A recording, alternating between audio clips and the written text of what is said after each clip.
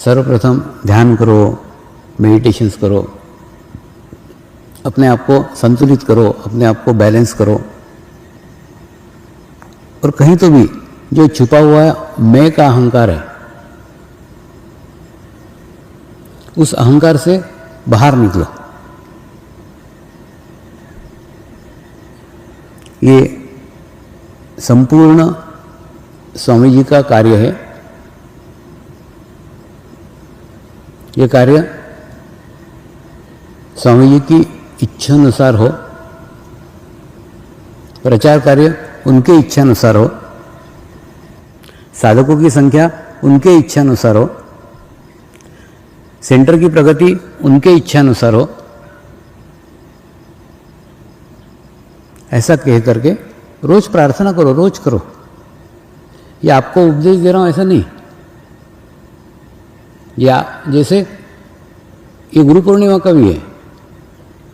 गुरु पूर्णिमा में भी जब गुरु पधारे तो मैंने बोला ये गुरु पूर्णिमा आपकी इच्छा अनुसार हो, जैसे आप चाहते हो, जैसे आप कहना चाहते हो, जैसे कराना चाहते हो, जो लोगों को बताना चाहते हो वो मेरे मुख से बताओ, मैं माध्यम हूँ, लेकिन सब आपकी इच्छा अनुसार हो, उसमें मेरा खुद का कुछ न हो। तो अच्छी हुई तो भी उनकी इच्छा से, बुरी हुई तो भी उनकी इच्छा से, उसमें अपना कोई रोल नहीं रहता। जैसे मैं बताता हूँ कि नहीं, मैं तो वेटर हूँ, खाना बनाने वाले रसोई अलग है, वो खाना बना के देते हैं, वो अच्छा देते हैं, अच्छा पहुँचाता हूँ, वो खराब देते हैं, खराब पहुँचाता हूँ। अच्छा लगा तो भी उनको बताओ, बुरा लगा तो भी उनकी कंप्लेंट करो। तो जो कुछ कहना उनको कहो, मैं कुछ हूँ ही नहीं।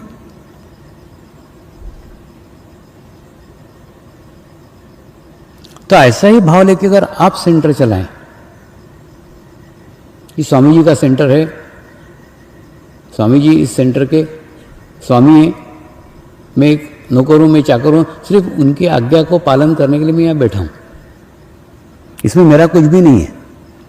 बढ़ा तो भी ठीक है, नहीं बढ़ा तो भी ठीक है। देखो, जब आप पूर्णतः सौंप देते हो ना, तो वो उनके इच्छानुसार होता है, और उनके इच्छानुसार होता है वो अपने कल्पना से भी बहुत अच्छा होता है। कहीं तो भी आप उसमें बीच में अटके हुए हो, मेरा सेंटर, मेरा मेरा। बहुत सारे लोग देखो ना, कहाँ किसका सेंटर, ये मेरा सेंटर है, इतने अटैच हो जाते हैं उस सेंटर के साथ जैसे उनकी बड़ी प्रॉपर्टी हो। तो ऐसे अटैचमेंट के कारण भी कई बार सेंटर नहीं हो पाते। जैसे मैं बताता हूँ कि नहीं, माँ बच्चे के साथ अटैच हो जाती है, मेरा लल्लू मेरा लल्लू मेरा लल्लू, लल्लू का सत्यानाश। वैसे तुम मेरा सेंटर मेरा सेंटर मेरा सेंटर करके सेंटर का सत्यानाश। तो तुम उसमें से अटैचमेंट छोड़ो ना, स्वामी जी जाने ना वो सेंटर जाने, भाड़ में जाए, तो ऐसा करके तुम उसमें से बाजू हट जाओ, तो ऑटोमेटिकली वो डेवलप हो जाएगा।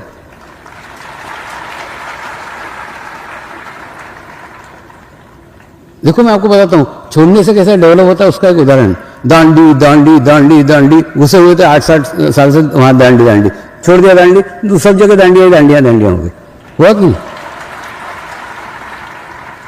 तो चिंते हुए तो उसी से जुड़े हुए, उससे बाहर निकलना नहीं चाहते थे, घूम फिर के वहीं वहीं वहीं वहीं। जैसे छोड़ दिया, अब छोड़ दिया वो आश्रम को, वो डूबने वाला है, छोड़ दिया। जैसे ही तुमने, इसीलिए मेरे को बोलना पड़ा कि आप छोड़ दो उसको। जैसे मुक्त कहीं पे भी अटैचमेंट रखोगे तो उसका भी डेवलपमेंट, और वहां पे भी रोड बन गया। जैसे तुमने छोड़ा वो दांडी डेवलप हो गया, तो तुम पकड़ के रखा था तो वहां इतने साल से रोड नहीं था, इसीलिए गुरु पूर्णिमा नहीं हो रही थी।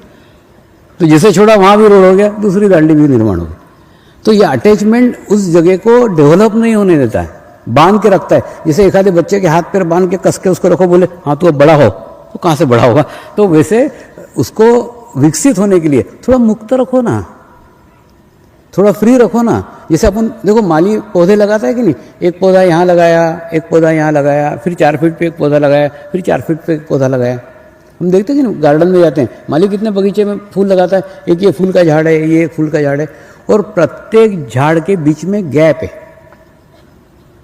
प्रत्येक झाड़ के बीच में स्पेस है। 2 झाड़ पास पास में नहीं है। एक अच्छा माली, कुशल माली कभी भी 2 झाड़ पास पास में नहीं लगाएगा।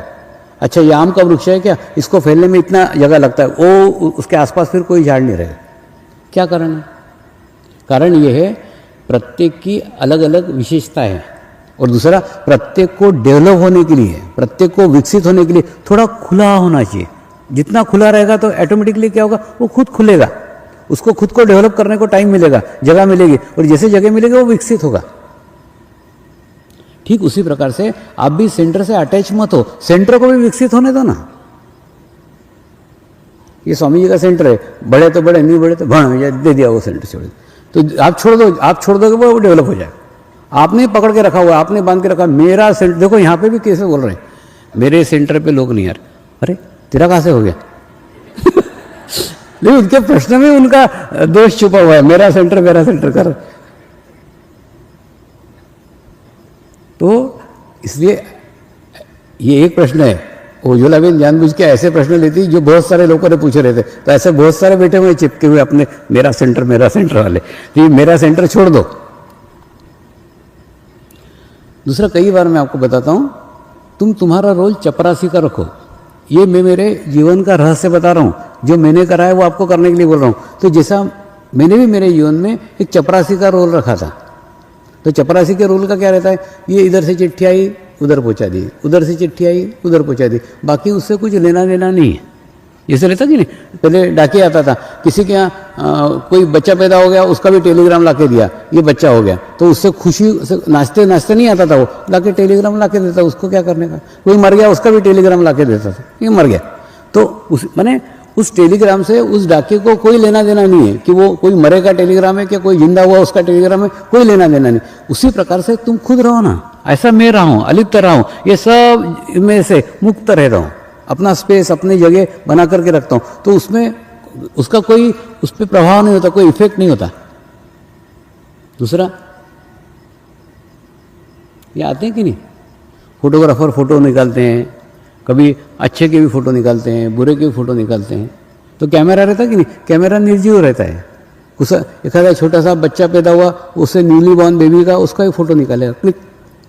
उसके बाद में एखादा आदमी मर गया, उसकी अर्थी जा रही है, उसका भी फोटो निकाला, क्लिक। वो एक ही कैमरे से दोनों फोटो निकलता है, अर्थी के भी निकलता है और एक छोटे बच्चे से भी निकलता है। लेकिन क्यों निकलता है? वो अर्थी का फोटो निकालते समय कैमरामैन रोता है क्या? नहीं। उसके बाद में कैमरे में से कुछ आंसू निकलते हैं क्या? नहीं। उसके बाद में वैसे ही अगर छोटे बच्चे का फोटो निकलता है, उस समय वो खुश होता है क्या, हंसता है क्या? नहीं, वो भी वैसे फोटो निकलता है। तो उस दृश्य का उस कैमरे के ऊपर जैसे कोई प्रभाव नहीं पड़ता, उसी प्रकार से आप कैमरामैन हो ना, तो जो चल रहा है उसका प्रभाव आपके ऊपर नहीं पड़ेगा। आप जानते हैं, देखो इसीलिए मैं कई बार कहते रहता हूं कि गुरु कार्य करते करते कार्य गुरु ना हो जाए। ये देखो, ये मेरा सेंटर कहने वाले ना, इनका कार्य गुरु हो गया है, मतलब गुरु कार्य बाजू में रह गया। गुरु बाजू में, गुरु का कार्य यानी गुरु कार्य, और कार्य गुरु यानी कार्य प्रथम, गुरु बाद में। तो जहां गुरु बाद में हो गया कि उस कार्य के प्राण ही निकल गए, निर्जीव हो गया। और जब निर्जीव हो गया तो कैसे वृद्धिगत होगा, कैसे बढ़ेगा? इसलिए सबसे पहले ये सारे सेंटरों पे मैं मेरा सेंटर कहना बंद ही कर दो। ये शब्द एकदम गलत है, मेरा सेंटर वो छोड़ दो, कोई सेंटर नहीं है। और दूसरा, गुरु पूर्णिमा में जब आते हो ना, अभी आपके पास 24 घंटे बाकी है, तो गुरु पूर्णिमा आते हो, तो गुरु पूर्णिमा में अपने सेंटर को छोड़ करके, मेरे शब्दों को फिर से सुनो, अपने सेंटरों को छोड़ करके दूसरे सेंटरों से पहचान बढ़ाओ। उनसे ईमेल लो, अपने फ़ोन नंबर दो, अपना पता दो, उनका पता लो, आप आपके कांटेक्ट बढ़ाओ ना, आप आपका दायरा बढ़ाओ ना। देखो मैं बताता हूँ कि प्रत्येक के अंदर मेरा एक अंश है, तो तुम्हारे जितने साधकों के साथ मधुर संबंध होंगे, उतने अधिक स्वामियों के साथ आपके संबंध अच्छे होंगे।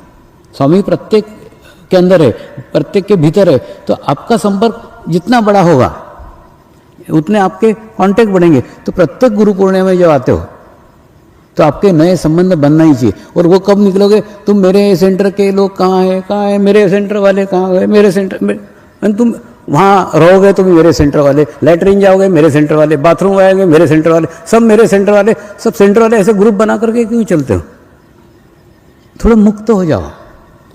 अरे अपने सेंटर पे तो साल भर तक रहते ही हैं, उन साधकों के साथ रहते ही हैं, उन साधकों का पल्ला छोड़ो ना, उनको भी छोड़ो और तुम खुद भी मुक्त हो, उनको भी फ्री घूमने दो, तुम भी फ्री घूमो। और दूसरे सेंटरों से मिलो ना, उनके अनुभव लो, उनके एक्सपीरियंस लो। देखो जितने ये दायरा तुम्हारा बढ़ाओगे ना, तुम्हारा खुद का भी ओरा बढ़ते जाएगा। सब जगह के अंदर से अच्छा ग्रहण करते करते तुम्हारा एक खुद के अनुभव निर्माण करो। जब घर जाके डायरी लिखो, उसमें लिखो कि मैं इस सेंटर के साधिका से मिली थी, मैं इस सेंटर के साधक से मिला था, उससे ये अनुभव अच्छा लगा, मैंने जो भी मिलते, तो तुम्हारा दायरा, ये देखो ये सामूहिकता जो है ना, ये कलेक्टिविटी है, इसका उद्देश्य है कि आप आपका दायरा बढ़ाओ, आपके सेंटर के इसमें से आप बाहर निकलो, और आपका जितना बड़ा दायरा होता जाएगा उतना आपका चित्त शुद्ध होते जाएगा, उतना आपका चित्त विकसित होते जाएगा। उसको उसके लिए इस्तेमाल करो। तो सिर्फ मेरा सेंटर मेरा सेंटर मेरा सेंटर ऐसा करके साल भर तो करते ही हो, तो ये 3 दिन छोड़ो ना, 3 दिन सब में से मुक्त हो गए, सबसे मिलो। तो एक ऐसी इस सामूहिकता का फायदा लो जिसमें तुम्हारी खुद की भी सामूहिकता बढ़े। इसलिए सबसे पहले मेरा सेंटर कहना छोड़ दो, एक। दूसरा, ये कोई धंधा है क्या? रहता कि नहीं मार्केटिंग कंपनी में वो टारगेट दिए रहते हैं कि प्रदेश को ये टारगेट, वो स्टेट को ये टारगेट, वो डिस्ट्रिक्ट को ये टारगेट, इतना लक्ष्य पूर्ण करने का ही है। ऐसे तो कोई लक्ष्य मैं किसी आचार्य को नहीं देता, कोई प्रमुख आचार्य को नहीं देता, कुछ भी नहीं देता। ऐसे कोई मेरे खुद के ही लक्ष्य नहीं है कुछ, तो मैं तुमको लक्ष्य कहाँ से दूंगा? तो ऐसे कोई लक्ष्य नहीं देता कि इतनी संख्या बढ़नी चाहिए, ऐसा होना ही चाहिए। देखो क्या बोलते हैं, हुआ तो भी ठीक, नहीं हुआ तो ठीक। तो जब इतना सारा कार्य चल रहा है, उसके बावजूद उस कार्य का मेरे को टेंशन नहीं है और मैं उसका तनाव नहीं रखता, कहाँ सेंटर खुल रहे हैं, कहाँ सेंटर बंद हो रहे हैं, कहाँ लोग आ रहे हैं, कहाँ नहीं आ रहे हैं, कुछ उससे लेना देना नहीं। मैं एकदम मुक्त रहता हूँ। कोई मेरे साथ रह के देखो, कभी कोई टेंशन की कुछ बात ही नहीं होगी, कहीं का कुछ नहीं रहता है। तो ऐसे खाली, ऐसे निखालस आप बनो ना, तो कोई भी तनाव आपके ऊपर नहीं रहेगा। और ये कोई धंधा थोड़ी है कि अधिक से अधिक बढ़ाएंगे तो अधिक से अधिक मुनाफा होगा। समर्पण का कार्य व्यवसाय नहीं है। समर्पण का कार्य धंधा नहीं है। समर्पण के कार्य में कोई टारगेट नहीं है। समर्पण के कार्य में कोई लक्ष्य नहीं है। समर्पण का कार्य जैसा आनंद ग्रहण करते हुए स्वामी जी खुद करते हैं, वैसा ही आपको भी उसका आनंद लेते हुए, उसका खुशी प्राप्त करते हुए आपको करने का है। तो इसका कभी भी तनाव मत रखो, कभी भी टेंशन मत रखो। अब यहाँ जैसे गुरु पूर्णिमा हुई तो मैंने कच्छ के पदाधिकारियों को, कच्छ के साधकों को बताया था, इस कार्यक्रम को एंजॉय करो। ये तो अच्छा होने ही वाला है, लेकिन अब उसको एंजॉय करो, उसके साथ जुड़ जाओ ना। तो जो एक पॉजिटिव चीज़ होने ही वाली है, तो उसके साथ आप जुड़ गए तो आपको खुशी मिलती होने के बाद में, चलो मैं जुड़ा था, मेरी इच्छा भी थी, मेरा वास्तव में बहुत अच्छा हुआ। तो अपने आप को विकसित करने का, अपने आप को डेवलप करने का क्योंकि अवसर था। और गुरु पूर्णिमा होगी और कब होके गई, उसके बाद में तुम्हारे कोई खालीपन आएगा, फिर सूझेगा नहीं अरे गुरु पूर्णिमा हुई, अब क्या करना चाहिए, अब क्या करना चाहिए। क्योंकि इन लोगों ने इतनी स्पीड पकड़ ली है, जैसे रहता कि नहीं वो दौड़ते रहते, फिर उनको बोले एकदम रुक जाओ, तो वो थोड़ी देर हड़बड़ चलते रहते। तो वैसे इन लोगों ने इतनी गति पकड़ ली, इतनी स्पीड पकड़ ली है कि कल के बाद में वो सोचेंगे अब क्या करें, अब सब हो गया। तो उसी प्रकार से उनको बताया था कि इसको एंजॉय करो। जैसे अपने घर में शादी रहती है, घर में कोई प्रसंग रहता है, तो हम उसको एंजॉय करते हैं, उससे खुशी प्राप्त करते हैं, उससे आनंद प्राप्त करते हैं। वैसे गुरु पूर्णिमा से भी आनंद प्राप्त करो, खुशी प्राप्त करो, टेंशन मत रखो। वो जो गुरु आने वाले वो सब व्यवस्था कर लेते, सब अरेंजमेंट कर लेते हैं, वो सब कर लेंगे, सिर्फ उसका आनंद लो। ठीक उसी प्रकार से कोई भी अपने सेंटर का टेंशन मत रखो। किसी भी सेंटर पे कोई लक्ष्य दिया गया नहीं है। और आपके सेंटर के लोग कम क्यों आते हैं? पहले आपके यहाँ 100 संख्या थी, अब 50 क्यों हो गई? ये प्रश्न मैंने कभी पूछा क्या? नहीं पूछा। आपके सेंटर के लोग 100 के 50 नहीं, 5 हो जाए तो भी चलेगा, लेकिन वो 5 संपूर्ण होना चाहिए, समर्पित होना चाहिए, पूर्ण होना चाहिए। इसलिए अपने देखने का दृष्टिकोण संख्या की तरफ मत दो। अपने को क्वांटिटी नहीं, क्वालिटी चाहिए।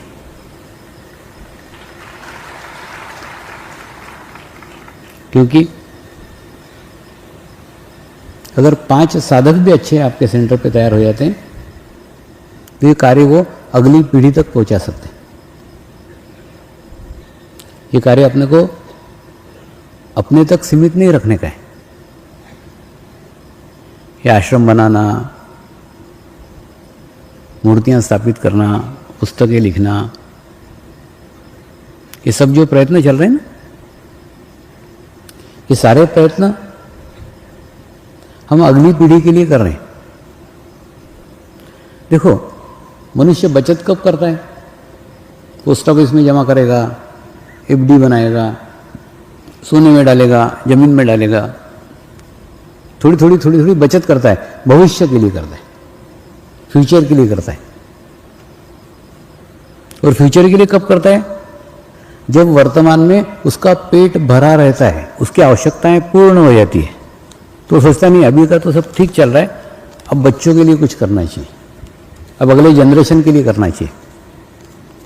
तो अब समर्पण परिवार का भी पेट भर गया है, अब वो अगली पीढ़ी के लिए सोच रहा है, अगले भविष्य के लिए सोच रहा है। यही सब बातें इसका द्योतक है कि हम तृप्त हो गए, हम संतुष्ट हो गए, हमको हमारे जीवन में जो पाना था वो पा लिया। लेकिन हमें तो हमारे जीवन में सानिध्य मिल गया, आने वाले पीढ़ियों के लिए उस सानिध्य का एहसास हो सके, ऐसा भी एक जीवन काल था जिस काल में इतना विकास हुआ। ये बातें आने वाली पीढ़ियों को प्रेरणा दे, क्योंकि आने वाले समय में इन सब बातों की अत्यंत आवश्यकता है। क्योंकि जैसे जैसे विकास होते जाएगा, नए नए उपकरण आते जाएंगे, नए नए आविष्कार होते जाएंगे। प्रत्येक उपकरण के अच्छे और बुरे 2 उपयोग हैं। जिस प्रकार से वो उपकरण अच्छे व्यक्ति के हाथ में आता है, ठीक उसी प्रकार से वो उपकरण बुरे भी व्यक्ति के हाथ में आता है। और इसी कारण जब भविष्य में वैचारिक प्रदूषण हो जाएगा और ऐसे समय शांति पाने के लिए, आत्म शांति के लिए लोग भीतर का रास्ता खोजेंगे, लोग अंदर का रास्ता खोजेंगे। क्योंकि ये सारे आविष्कार, सारी सुख सुविधाएं हमको बाहर की ओर ले जा रही है, लेकिन भीतर जाने की एक ही सुविधा है, भीतर जाने का एक ही मार्ग है। वो मार्ग है समर्पण, समर्पण, समर्पण, तो आने वाले पीढ़ियों के लिए समर्पण ध्यान वो मार्ग सिद्ध होगा जहाँ पहुंचकर वो आत्म शांति प्राप्त कर सकते हैं। तो सेंटरों को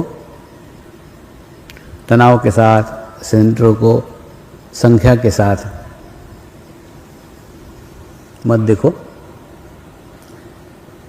और अपने अटैचमेंट से उस सेंटर को मुक्त करो, तो आप देखोगे सेंटर वृद्धिगत हो जाएगा।